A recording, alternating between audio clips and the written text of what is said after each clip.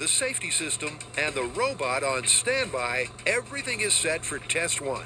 C4 only for 60 seconds on full power. Oh, that's so great. All right, it started. Bingo! The robot starts the timer, and she's off to safety.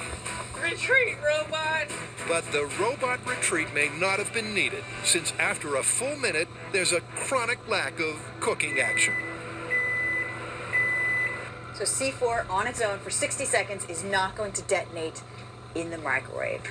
Yeah. So I guess to make this safe, we better back up, blow it up. All right. You ready? Fire in the hole in 3, 2, 1. Whoa! Now it's all safe. Yep, test 1's a dud.